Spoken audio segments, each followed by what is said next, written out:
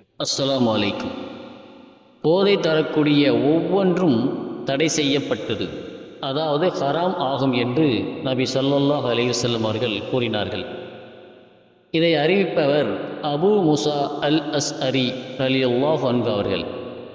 ஆதாரம் புகாரி 4343. இந்த ஹதீஸின் விளக்கமானது, இஸ்லாம் மதுவை தடை செய்துள்ளது, மது அருந்தக்கூடாது என்றும் இது சைத்தானின் காரியம் என்றும் எச்சரிக்கை செய்கிறது. மது மற்றும் சூதாட்டம் மூலம் உங்களுக்கிடையே பகைமையையும் வெறுப்பையும் ஏற்படுத்தவும், அல்லாஹ்வின் நினைவை விட்டும் தொழுகையை விட்டும் உங்களை தடுக்கவுமே சைத்தான் விரும்புகிறான். எனவே விலகிக்கொள்ள மாட்டீர்களா என்று அல் குர்ஆன் 5வது அத்தியாயம் 99வது வசனம் நம்மை பார்த்து கேட்கிறது. இன்னைக்கு நவீன உலகில் மக்களை கெடுப்பதற்கு என்று ஏராளமான பொருட்கள் இன்று சந்தைக்கு இறக்குமதி செய்யப்படுகின்றது. அவற்றில் போதைப் பொருட்கள் முக்கிய இடத்தை பெறுகின்றது. நம்மையெல்லாம் போதைக்கு அடிமையாக்கி அதில் பலரின் வாழ்க்கையை கேள்விக்குறியாக்கியுள்ளனர்.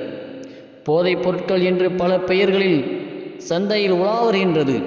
இவற்றில் மிக கவனத்துடன் நாம் இருக்க வேண்டும். எந்த பெயரில் வந்தாலும் அவற்றில் போதை இருக்குமானால் கண்டிப்பாக அவற்றை நாம் சாப்பிடக்கூடாது. அதிகம் சாப்பிட்டால்தான் போதை தரும் என்று இருந்தாலும் அதை கொஞ்சம் கூட நாம் சாப்பிடக்கூடாது என்று நபி ஸல்லல்லாஹு அலைஹி வஸல்லம் அவர்கள் எச்சரிக்கை செய்துள்ளார்கள். இது திருமிதி 1788வது ஹதீஸாக நாம் பார்க்க முடிகிறது. எனவே எந்த பொருள் போதை தந்தாலும் அவற்றை சாப்பிடுவது ஹராமாகும். அஸ்ஸலாமு அலைக்கும் வரஹ்மத்துல்லாஹி வபரகாத்துஹு.